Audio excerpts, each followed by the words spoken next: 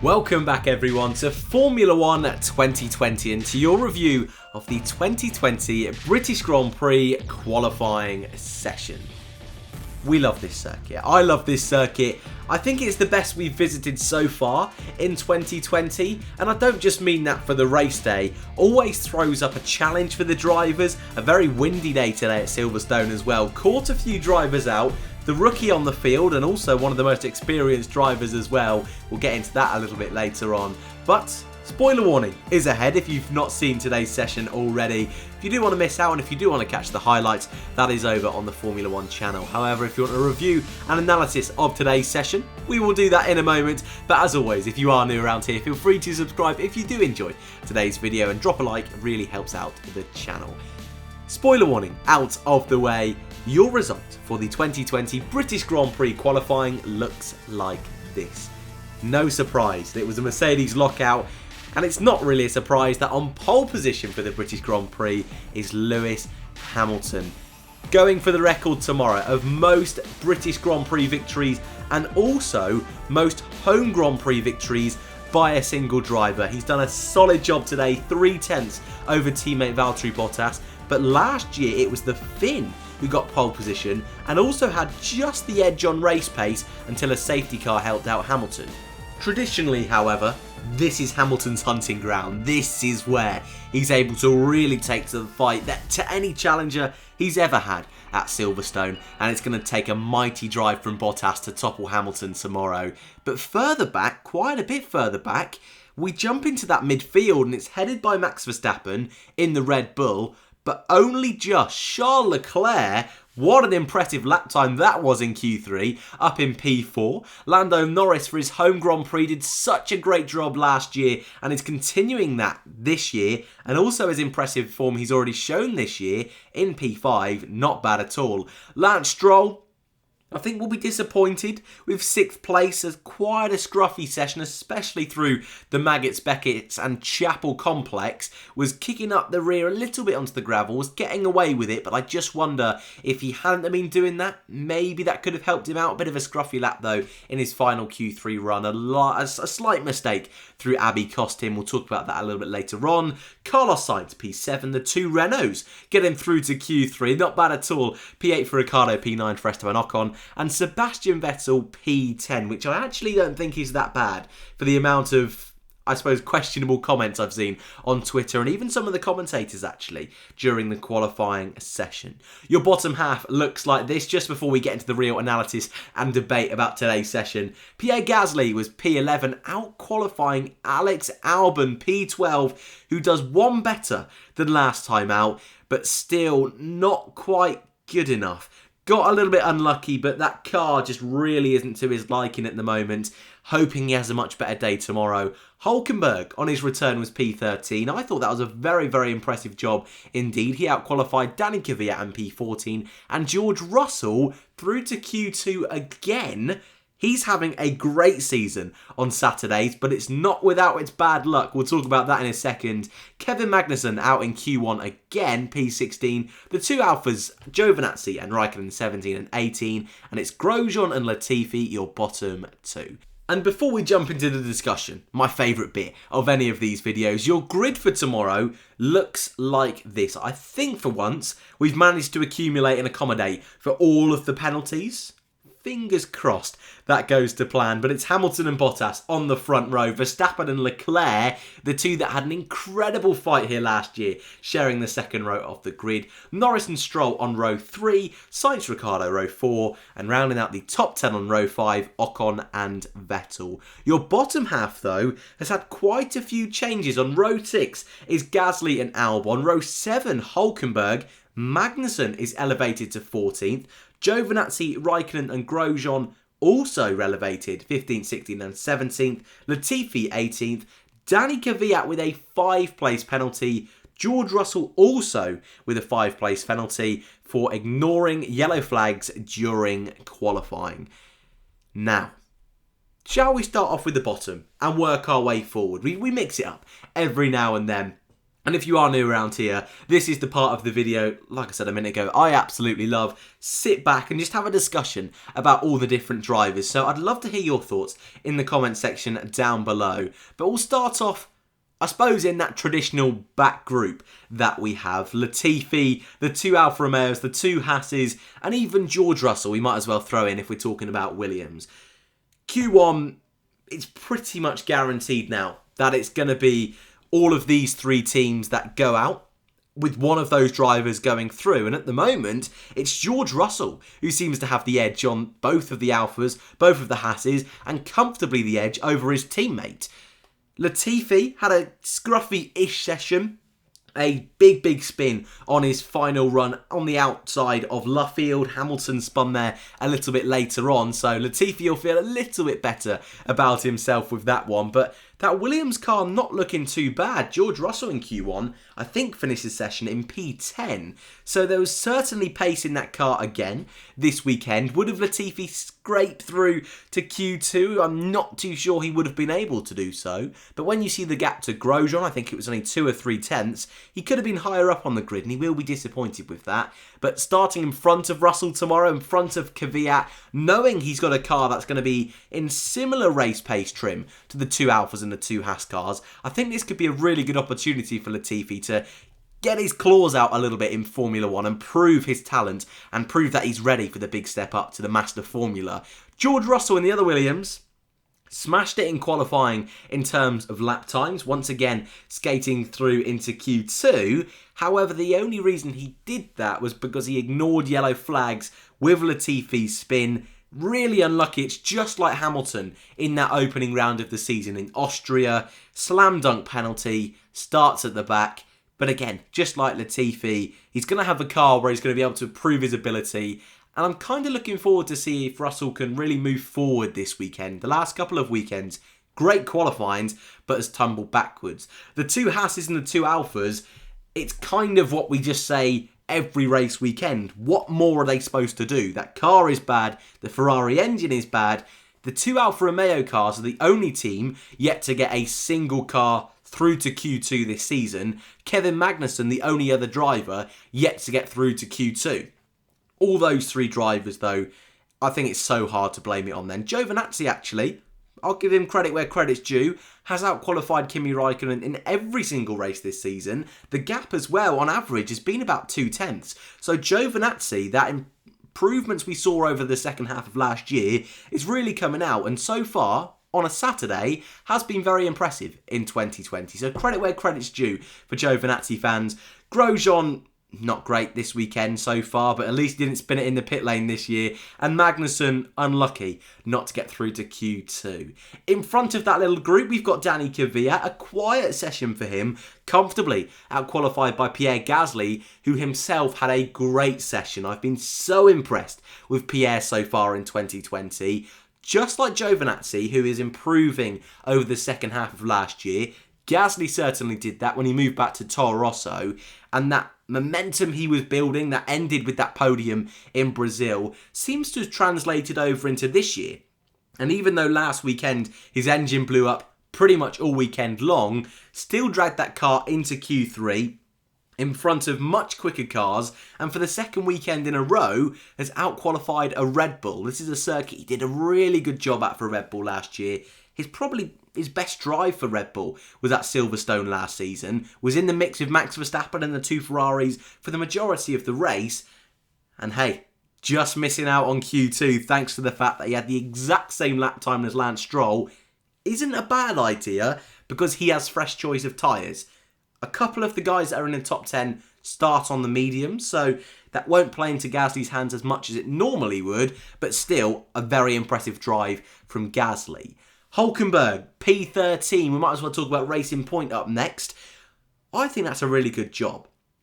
Just off his teammate and just off getting through to Q3.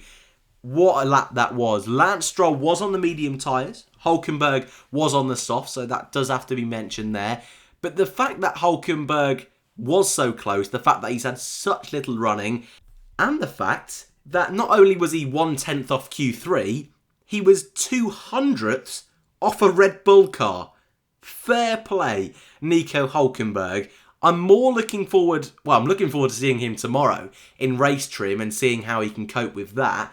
But I'm more looking forward to seeing next weekend if he's got a little bit of time to work in the simulator over the week, get a little bit more used to the car. Of course, tomorrow, hoping that he doesn't crash or break down at all. That is a good solid 50 laps of running as well. So next week, I think we'll get a better idea of Hülkenberg's pace compared to Lance Stroll. But Stroll himself, not too bad, but not too good. An average session, I would say, for Lance Stroll. I think that car's better than 6th place, but that mistake on the final lap really did cost him.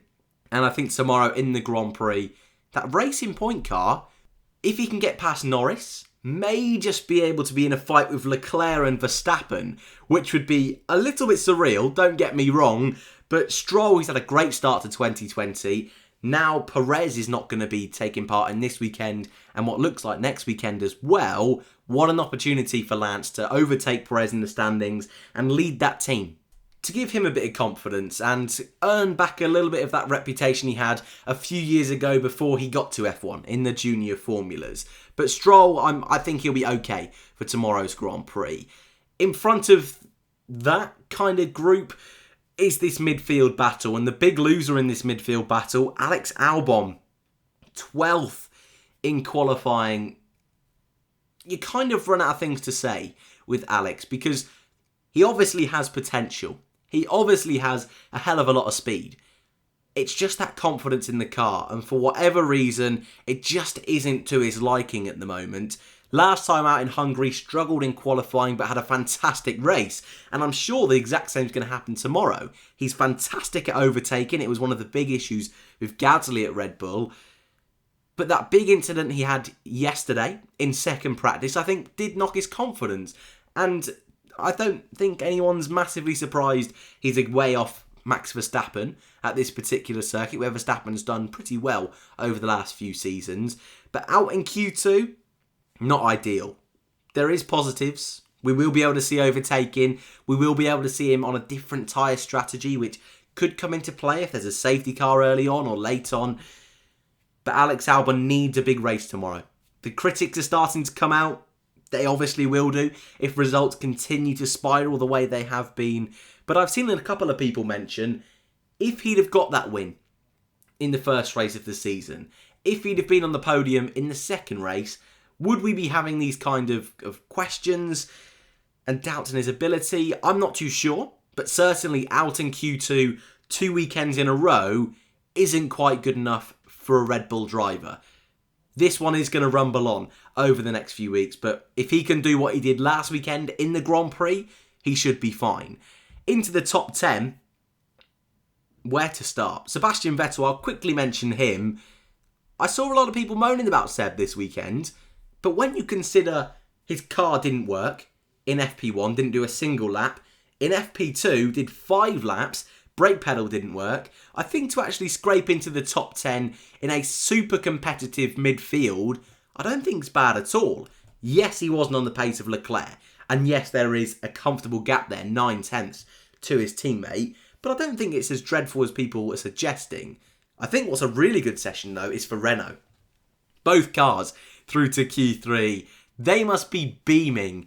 This is a circuit they've gone well at traditionally over the last few years. Ricciardo got best of the rest, actually, last year. 2017, it was Hülkenberg that was dominantly best of the rest, and I think 2018 as well.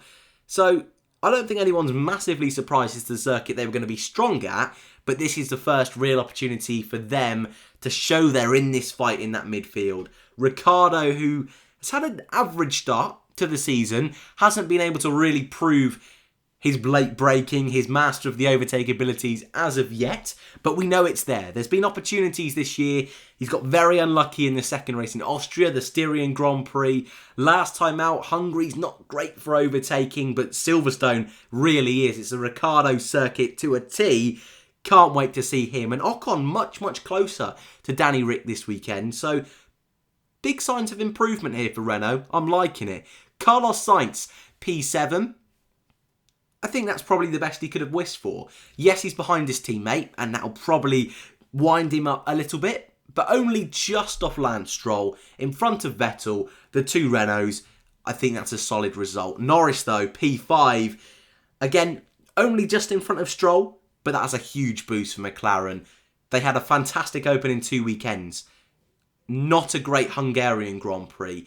This circuit in Silverstone is more of a high-speed circuit than any of the 2 venues we've visited so far. And we've kind of now done a hybrid in Austria, a very slow-speed technical circuit in Hungary, and now a high-speed circuit in Silverstone, so one of each. And McLaren, very good in that hybrid, seem to be very good in the fast circuit like Silverstone, just need to work on those technical ones in Hungary.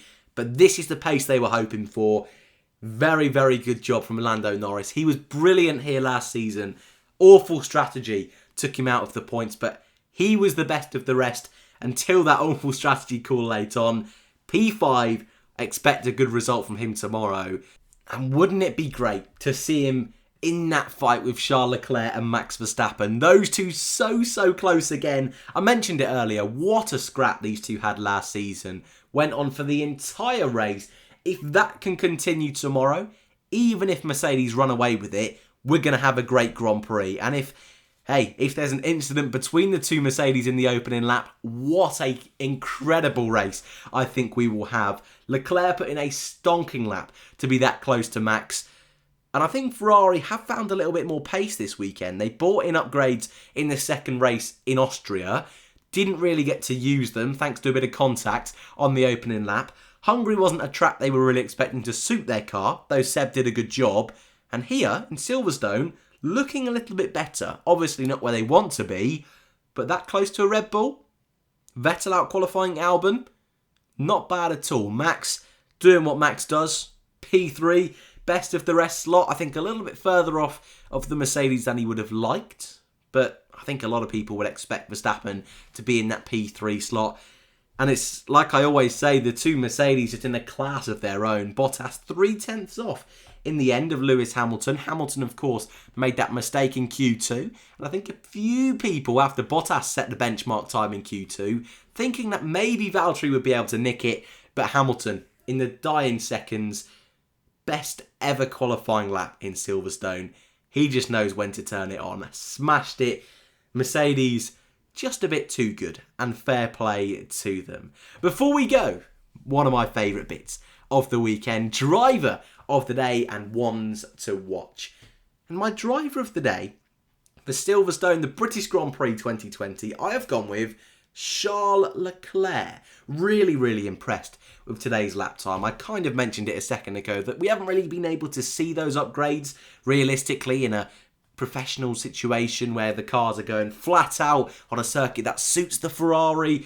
And Leclerc, who had a disappointing Hungarian Grand Prix, really bad strategy call from Ferrari, to be in that best of the rest in the midfield, just behind Max Verstappen, almost a second in front of teammate Sebastian Vettel, I think was a great effort. Lando Norris also did a great job. George Russell technically before that penalty, so I can't really give it to him. I gave a little bit of love to Giovinazzi earlier on. Gasly did another great job. Lots of drivers that did a solid job today, but Leclerc just edges it for me. But I'd love to know your drive of the day in the comment section down below. And tomorrow, my ones to watch, Nico Hülkenberg. Can't wait to see him back in a Formula 1 car, racing again. I know it's only been 3 races, but 7 months with no Hülkenberg. I didn't like it, okay? I didn't like it. I really wanted to stay in F1. Charles Leclerc also, can't wait to see if he can keep up with Max and maybe get a second podium of the season. George Russell, 15th in qualifying, but will start at the back of the grid. Want to see if he can get his race boots on. But for the second weekend in a row, my F1E one to watch for the British Grand Prix is Alex Albon. A great overtaker, and he's going to have to get the gloves off tomorrow. Doesn't have the luxury of 70 laps like in Hungary, but does have the luxury of racing at Silverstone. Plenty of overtaking opportunities, and if there's a safety car and he's on an alternate strategy, keep an eye for Alex Albon tomorrow. And that's your lot. Your British Grand Prix is tomorrow. 10 past 10 is the Formula 2 sprint race. 10 past 2, the Grand Prix gets underway. I, for one, cannot wait. And that is your lot for the 2020 British Grand Prix qualifying report. Just a quick note, just to save time and make things a little bit easier and digestible for the race reviews and whatnot in future, I'm going to move the feature race result for Formula 2 to my race review video tomorrow. So rather than having the qualifying result on a Friday after the practice report, that will still stay there, but rather than do it a little bit of F2 each day, I'm just going to neatly package it. Here's the result for the feature, here's the result for the sprint race, and here's the result in the standings. So don't worry, great race today. Schumacher getting unlucky with strategy, a first win for Nikita Mazepin, but keep up to date with that tomorrow at the end of the race review. Thank you all for watching. I hope you all enjoyed. If you are new around here, feel free to subscribe, hit that red button down below, leave a like if you did enjoy, dislike if you didn't, really helps out the channel if you give me a bit of feedback. But as always, I hope you enjoyed. Thank you very much for watching, and I hope to see you in the next one.